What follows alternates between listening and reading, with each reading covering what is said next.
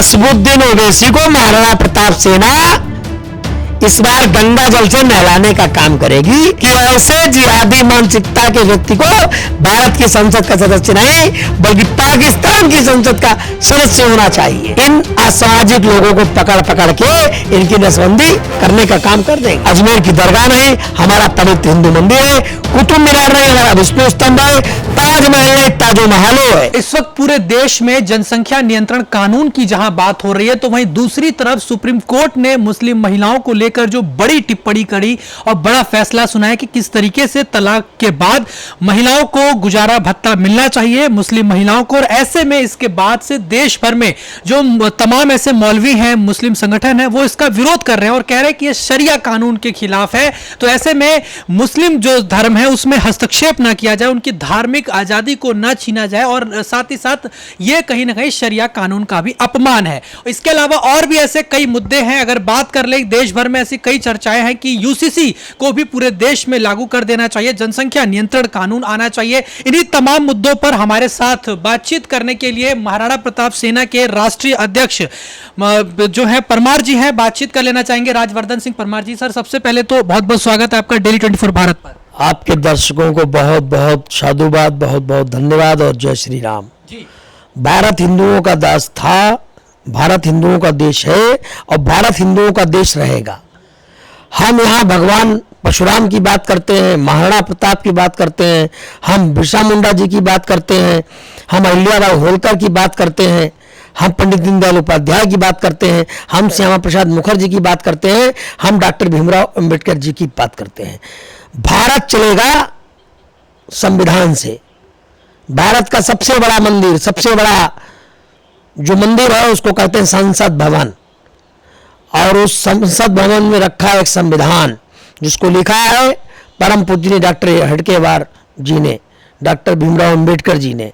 तो अंबेडकर जी ने जब संविधान लिखा, इसका ये मतलब है कि ये अफगानिस्तानी और पाकिस्तानी फालिस्तानी जो लोग हैं जो कह रहे हैं कि हम ये नहीं मानेंगे, शरिया कानून सऊदी अरब में जाइए, पाकिस्तान में जाइए। भारत हिंदुओं का देश है, यहाँ जिसको रहना है तो संविधान से रहना होगा, संविधान को मानना पड़ेगा। क्योंकि जो राम की बात करेगा वही इस देश में रहेगा, जो रहीम की बात करे वो किसी और देश में जाके अपना घर बना ले। जिस तरीके से पूरे अगर बात करें, तमाम ऐसे मुद्दे हैं जिस पर सियासत देखने को मिलती है। ये जो महिलाओं के हित में फैसला लिया गया, इसका स्वागत भी कर रहे हैं कि चलिए तलाक के बाद जो है महिलाओं को गुजारा भत्ता मिलना चाहिए, सिर्फ हिंदू धर्म में नहीं बल्कि मुस्लिमों के लिए। लेकिन मुस्लिम कह रहे हैं कि जो उनके संगठन के लोग हैं कि भाई ये तो धार्मिक आज़ादी छीनी जा रही है, शरिया कानून के खिलाफ है, शरिया के हिसाब से फैसला होना चाहिए, ना कि कोर्ट जो फैसला सुना रहा है उसके हिसाब से। बिस्मिल्लाहिर्रहमानिर्रहीम, अल्हम्दुलिल्लाहिल आलमीन अर्रहमान रहीम मालिक यौमिद्दीन वइय्याका नअबुदु वइय्याका नस्तईन इहदिनस सिरातल मुस्तकीम सिरातल लज़ीना अनअमता अलैहिम गैरिल मग़दूबि अलैहिम वलद्दालिन आमीन।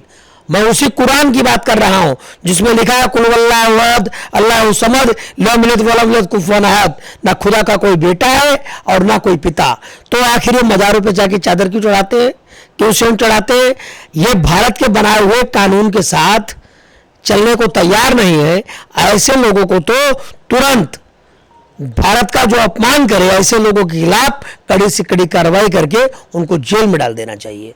जी, अब बात कर लेते हैं जनसंख्या नियंत्रण कानून की। इस समय अगर बात करें, जेपी नड्डा जो हैं स्वास्थ्य मंत्री, उन्होंने भी इसकी बात करी कि इसकी ज़रूरत है और प्रधानमंत्री नरेंद्र मोदी भी इसको लेकर बोल चुके हैं और अभी इलाहाबाद हाईकोर्ट ने भी टिप्पणी करी थी। आप इस पर क्या विचार रखते हैं? महाराणा प्रताप सेना क्या विचार रखती है कि क्या जनसंख्या नियंत्रण की ज़रूरत है? नहीं, हम तो ये चाहते हैं कि हम दो हमारे दो, इससे ज़्यादा नहीं होने चाहिए। उसका रीज़न मैं आपको बता दूं, जब पॉपुलेशन कम होगा, जनसंख्या कम होगी, तो शिक्षा, स्वास्थ्य, इन तमाम चीज़ों पर एक पिता एक माँ ध्यान दे सकती है। अब वो पहले लोग 12-15 बेटे बेटियां करके ऐसे करके कर लेते थे, दर्जन भर बच्चे। तो मैं मानता हूं कि जनसंख्या नियंत्रण कानून का पूरा मैं पक्षकार हूं और ऐसा कानून होना चाहिए, बिल्कुल आना चाहिए, बिल्कुल आना चाहिए, निश्चित तौर पर आना चाहिए। और मुसलमानों की तो पकड़ पकड़ के नसबंदी करा देनी चाहिए सरकार को। अगर एक कानून ना माने तो जैसे इंदिरा गांधी की सरकार में नसबंदी कराई गई ना, मैं तो देश के यशस्वी प्रधानमंत्री जी को आपके चैनल के माध्यम से कहना चाहता हूं कि अगर उनके बस का नहीं है तो महाराणा प्रताप सेना को जिम्मेदारी सौंप दें। हमारे 25 लाख कार्यकर्ता पूरे भारत में इन असामाजिक लोगों को पकड़ पकड़ के इनकी नसबंदी करने का काम कर देंगे। जी, लेकिन जो अभी एक रिपोर्ट निकलकर सामने आई है जनसंख्या को लेकर, जो एक फोर्ब्स की रिपोर्ट, उसमें यह कहा जा रहा है कि 2050 तक मुस्लिम जो आबादी है वो पूरे दुनिया की अगर बात करें तो वो ईसाई धर्म के बराबर हो जाएगी, और इसके साथ ही भारत पूरे दुनिया में सबसे बड़ा कंट्री बन जाएगा मुसलमानों के लिए। देश का यशस्वी प्रधानमंत्री आदरणीय नरेंद्र मोदी जी की सरकार है। निश्चित तौर पर जनसंख्या नियंत्रण कानून आएगा और आने वाले समय में हम इसका पूरा समर्थन करते आए, कर रहे हैं और आगे भी करते रहेंगे, क्योंकि हम नहीं चाहते कि भारत में अब जनसंख्या बढ़े। हम हमारे दो वाले मुद्दे पर सरकार को काम करना चाहिए और कानून लाना चाहिए। अब इसके अलावा अगर देखा जाए, आप सनातन बोर्ड की बात करते हैं कि सनातन बोर्ड का गठन होना चाहिए। इसके साथ ही ऐसे कई जगह हैं अभी जहां नाम जो है वो मुगलों के ज़माने का है, चाहे अकबर रोड की बात करें, शाहजहां रोड की बात करें, तो क्या लगता है इसमें सरकार को क्या कदम उठाना चाहिए और आप लोग क्या कर रहे हैं? देखिए, तीसरी बार सरकार है, एनडीए की सरकार है। मुगल मुक्त दिल्ली बने, सनातन धर्म बोर्ड का गठन हो, हमारे पुजारियों को वेतन मिले और दिल्ली के ही मंदिर नहीं पूरे देश के मंदिरों के कि बिजली फ्री की जाए।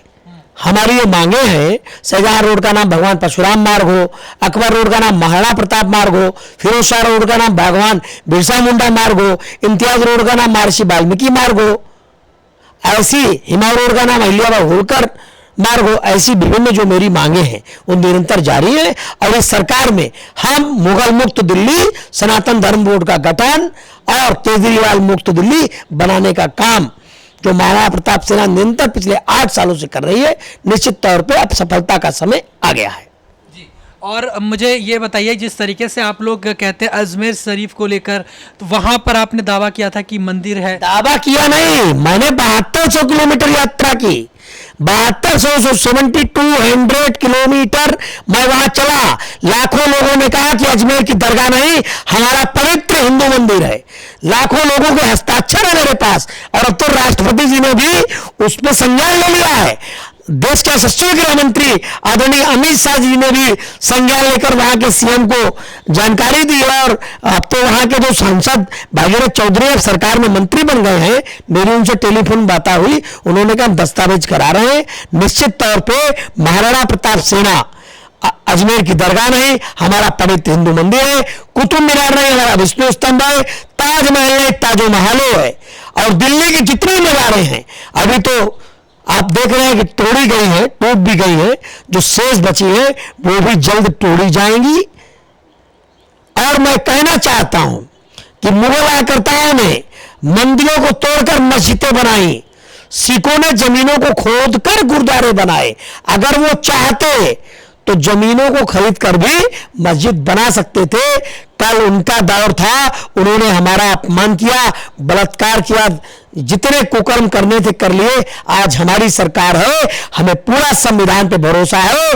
डॉक्टर भीमराव अंबेडकर जी के बनाए हुए संविधान के तहत आने वाले दिनों में अजमेर हो, चाहे कुतुब मीनार हो, चाहे ताजो महल हो, हर जगह लोग दर्शन करने का काम करेंगे। और ऐसे लोगों को क्या कहेंगे जो इसका विरोध करते हैं? चाहे ओवैसी की बात करें, अकबरुद्दीन की बात करें, वो लोग तमाम ऐसी बातें करते हैं कि अगर 15 मिनट के लिए पुलिस हटा लो तो हम बता देंगे। और वो कहते हैं कि ये हिंदुस्तान किसी के बाप की जागीर नहीं है, वो हमारा भी उतना ही हक है जितना उनका हक है। इस तरह की बातें करते हैं, मतलब उस पर क्या आप कहना चाहेंगे विरोधियों को? अभी पार्लियामेंट चलने जा रहा है 22 तारीख से। असदुद्दीन ओवैसी को महाराणा प्रताप सेना इस बार गंगा जल से नहलाने का काम करेगी, क्योंकि गंगा जल से असदुद्दीन ओवैसी को पवित्र करने का काम 22 तारीख से 30 तारीख के बीच किसी दिन सेना के सैनिक गंगा जल छिड़क कर करने वाले हैं। मैं आपके चैनल पर यह ऐलान कर रहा हूं। आपको लगता नहीं इससे माहौल खराब हो जाएगा? किसी तरह की कोई अगर व्यवस्था बिगड़ जाती है, क्योंकि वो एक सांसद भी है, चुने हुए सांसद। मतलब हम करें तो माहौल खराब और वो करे तो श्री राम की सरकार। अभी उन्होंने संसद में शपथ लेते समय क्या नारा दिया, क्यों बोला? मैंने तो उसका जंतर मंतर में धरना भी दिया, आंदोलन भी किया और मैंने स्पीकर साहब से कहा कि ऐसे जिहादी मानसिकता के व्यक्ति को भारत की संसद का सदस्य नहीं बल्कि पाकिस्तान की संसद का सदस्य होना चाहिए।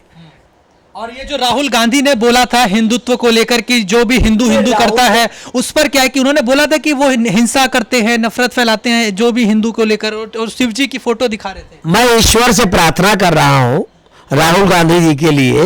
राहुल गांधी जी एक अच्छे युवा हैं, उनके खानदान में कई लोग प्रधानमंत्री रहे और सरकारें रही, तो मैं शुभकामनाएं देता हूं कि भारत में तो प्रधानमंत्री की कुर्सी उनके लिए नहीं है, लेकिन अगर वो हमारा समर्थन मांगे तो प्रधानमंत्री उन्हें पाकिस्तान का बना सकते हैं। अच्छे नेता हैं पाकिस्तान के लिए। कैसे बनाएंगे, क्या लगता है? नहीं, बना देंगे। पाकिस्तान शिफ्ट तो करे, पहले पाकिस्तान शिफ्ट कर ले राहुल गांधी जी, और हम तो कहते हैं वो वहां राजनीति चालू कर दें, क्योंकि भारत में अब इनके शासन को आने वाला नहीं है, क्योंकि इन्होंने पूरे 65 वर्ष बेड़ा गर्क कर दिया, अपनी सरकार में पूरा बेड़ा गर्क कर दिया। इसलिए राहुल गांधी जी भारत जोड़ो यात्रा नहीं, अब पाकिस्तान में जाकर पाकिस्तान को विकसित यात्रा निकाले और वहां के प्रधानमंत्री बने। मेरी आग्रह शुभकामनाएं।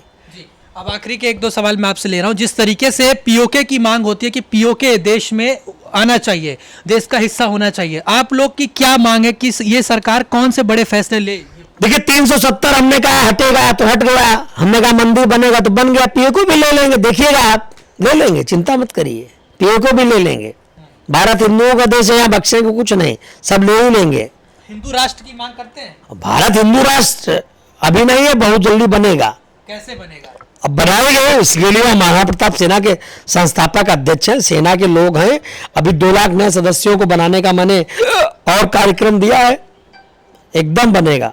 ठीक है, बहुत धन्यवाद। जय हिंदू राष्ट्र जी, तो भारत माता की जय। जी, तो देखिए ये हमने बातचीत करी महाराणा प्रताप सेना के अध्यक्ष, जिन्होंने ओवैसी को लेकर बहुत बड़ा ऐलान कर दिया है कि जब संसद का सत्र चलेगा तो ओवैसी जो कि सांसद हैं उनके ऊपर गंगा जल छिड़कने का काम महाराणा प्रताप सेना की तरफ से किया जाएगा। वीडियो जर्नलिस्ट अभिमन्यु के साथ मैं हिमांशु दुबे, डेली 24 भारत, दिल्ली।